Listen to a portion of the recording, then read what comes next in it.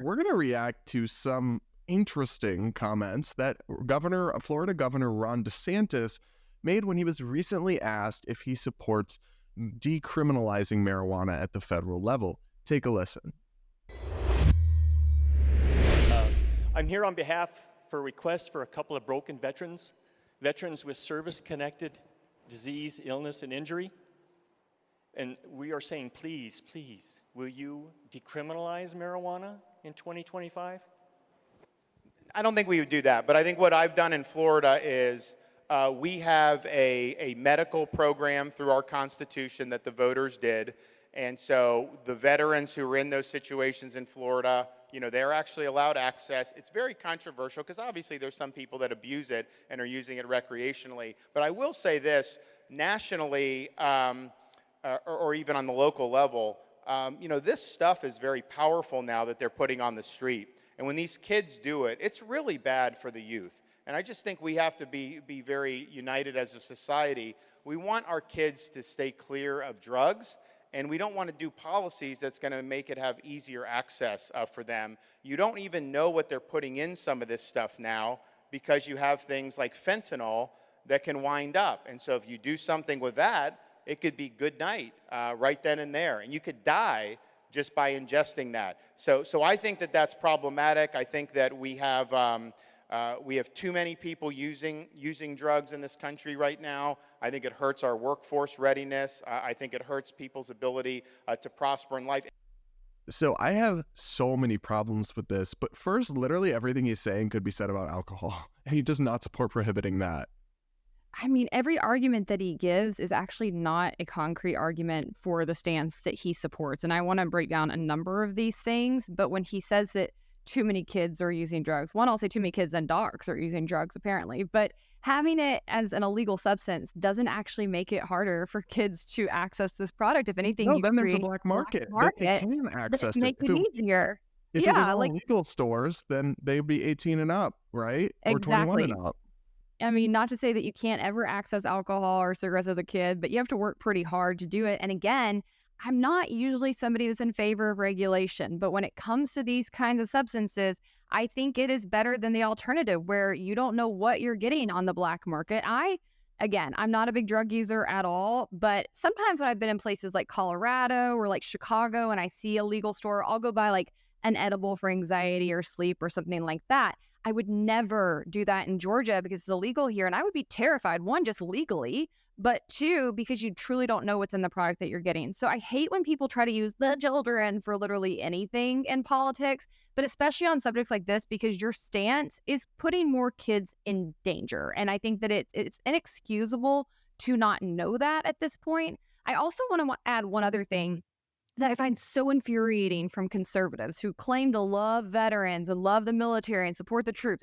It is a veteran who is asking him about this. It is veterans who are leading the charge for marijuana reform across this country because they are one of the most impacted groups. They are one of the groups that really need this to medicate themselves more than many others. It has much better results than many of the psychedelics they might be provided. I think DeSantis does support medical, just not recreational. That's fine, but if you support medical, that means you have to support people having the health care in order to access it. And veterans' health care is a hot mess, and so is that of many other people. And it does make it more expensive because then you have to be able to go pay for doctor's appointments and get prescriptions, and it is just still a pretty high barrier to access it. And on top of that, you still have many, many people who are in jail for nonviolent things that are not even crimes whatsoever, including veterans, right? Like if you have a veteran who is caught with marijuana using it to treat their PTSD, they will still go to jail in a state with medical marijuana unless they have gotten it through a prescription and through a doctor. And that's really silly. So I think this is an anti-veteran stance, and I don't think we talk about that enough.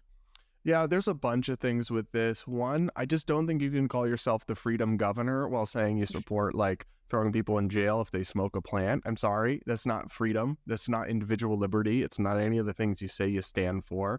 But also some of the arguments here are just like fear-mongering with this whole, oh, it's being laced with fentanyl now or whatever, or we don't know what's in it and it's all this stuff. Okay, whatever extent that is happening in black market marijuana sales. The dispensary down the street is not selling a single product with fentanyl in it. And so by supporting the illegality of this, you are supporting not nobody smoking weed. Come on, we live in the real world. You're supporting it happening on the black market, which is where those contaminations occur. Then he talks about workforce preparedness and the ability to prosper and all this stuff. Well, again, newsflash, people are going to smoke one way or another. It's whether they do it in a black market or in a legal market. And secondly, do you know what's really bad for workforce preparedness and ability to prosper? The war on drugs and putting people in jail for victimless crimes is really bad for their ability to prosper or for their families' workforce readiness and economic prospects. Just the whole thing, it makes no sense. It's such a boomer-con take. It's so inconsistent with the things he said about individual liberty, bodily autonomy, all these values he's built his reputation around just go all out the window when it comes to, oh, not this plant, not this marijuana, the kids be smoking, oh, no. Like, come on, Ron, come on.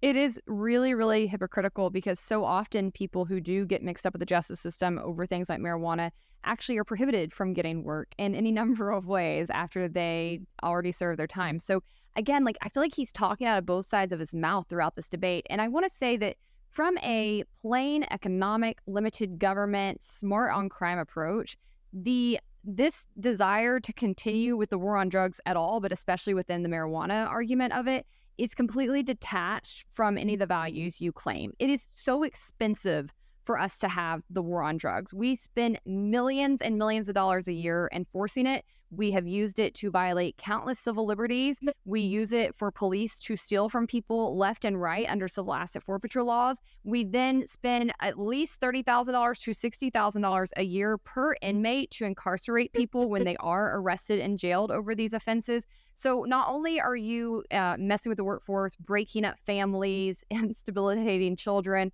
probably leading to likelihood kids get mixed up in drugs too because they're missing a parent and have a destabilized family life, but you are spending so much of our resources on something that isn't a crime at all. Meanwhile, fewer than 60% of homicides get cleared every year, fewer than like 50% of rapes and aggravated assaults, less than like 20% of most property crimes. Police are doing virtually nothing to protect our actual person and property these days. Instead, they are spending their efforts and our tax dollars and our resources, which are limited. You have a scarcity of resources when it comes to the enforcement of crimes. And when you try to police too many things, you end up putting innocent people in jail, having all kinds of secondary effects, and letting the actual violent criminals go. So I think it's inexcusable for any politician to have this perspective at this point in time. You have to be so detached from the basic numbers and practices around this to be able to believe what he believes that it makes me think you're severely incompetent or you are being intentionally daft.